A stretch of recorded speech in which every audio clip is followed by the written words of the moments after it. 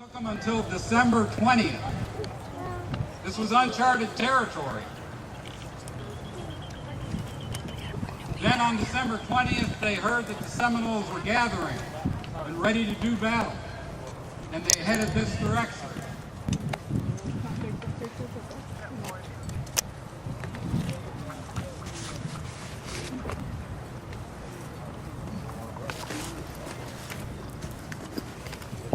Christmas Day, 1837, and there is no peace on earth along the north shore of Lake Okeechobee.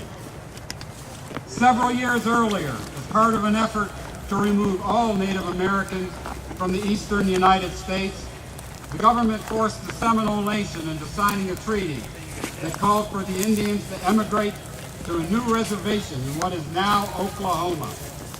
The Seminoles dispute this treaty and have taken up arms in defense of their homeland. For 2 long and bloody years, the Second Seminole War has been raging throughout the Florida Territory. The war has not gone well for the United States Army. The conflict began on December 28th. 18 supplied and sent out small, mobile detachments to constantly harass the Seminoles and destroy their villages. At first, the strategy seemed to be working, and some Seminole leaders sued for peace. The peace fell apart, and in the summer of 1837, an embittered Jessup began the practice of taking Seminole leaders prisoner while negotiating under a flag of truce. In December of 1837, Jessup began a massive campaign that he hoped would finally bring a close to the Florida War. 9,000 men were brought from across the nation. The force would be divided into 7 columns that would scour the peninsula from north to south, forcing the Seminoles to either surrender, flee into the inhospitable Everglades, or stand and fight. The largest of Jessup's 7 columns was led by a career Army officer, Colonel Zachary Taylor. Taylor had left Tampa with over 1,000 men and marched east until reaching the Kissimmee.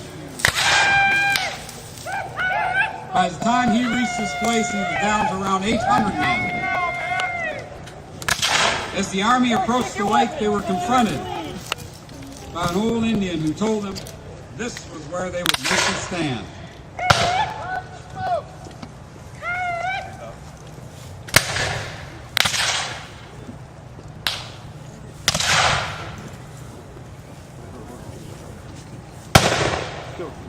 Imagine a lake with no lake around it.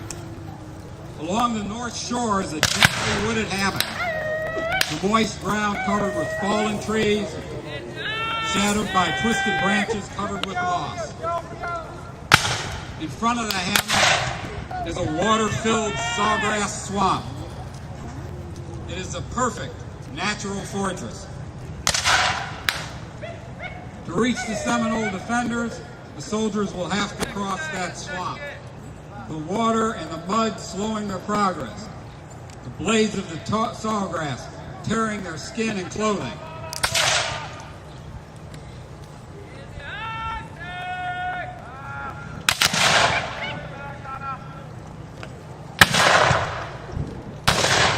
Taylor's plan is simple and straightforward. He will attack the hammock in 3 waves. First will be a force of more than 100 Missouri volunteers led by Colonel Richard Gentry. These aren't professional soldiers, but civilians who have answered their nation's call. Behind them is an equal force of the 6th United States Infantry under Lieutenant Colonel Ramsey Thompson.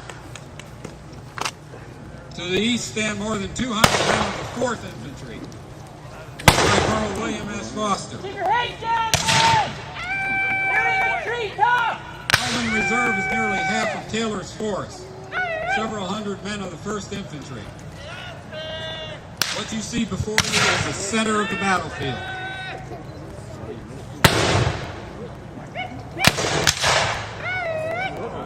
The Seminoles know how the Army fights. The soldiers march in ranks, their officers leading the way. Down up there, Captain! their concealment within the hammock, Sergeant the Satterley! Seminole warriors target their officers, killing or wounding most all of them. One of the first to fall was Colonel Gentry of the Missouri Volunteers. All right, boys, your weapons in good order?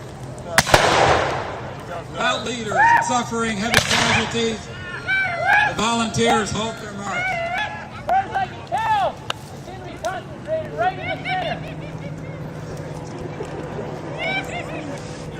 There you go.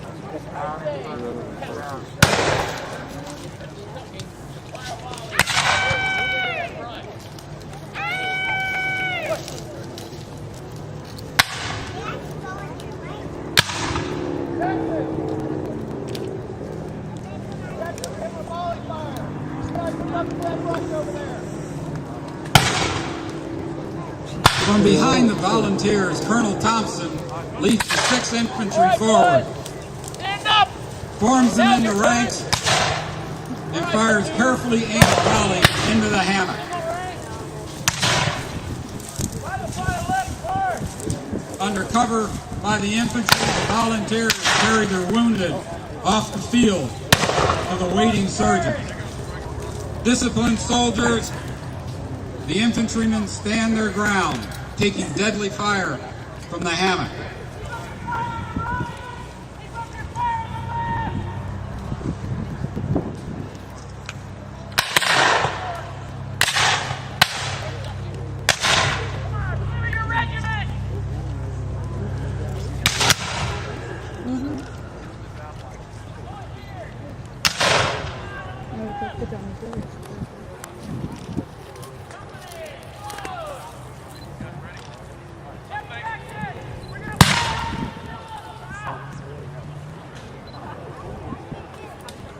Before long, Colonel Thompson and most of his officers are either dead or wounded.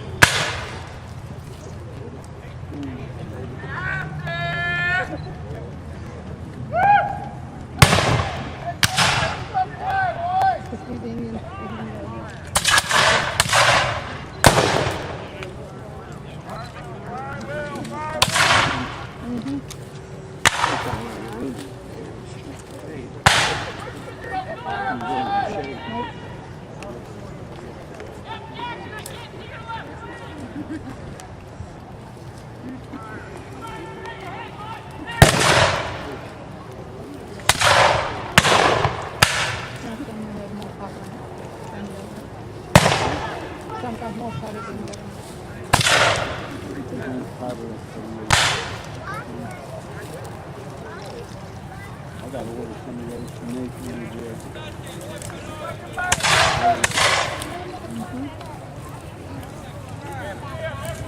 Over here! How bad is it? He's walking. Put him here. Quick, quick, quick.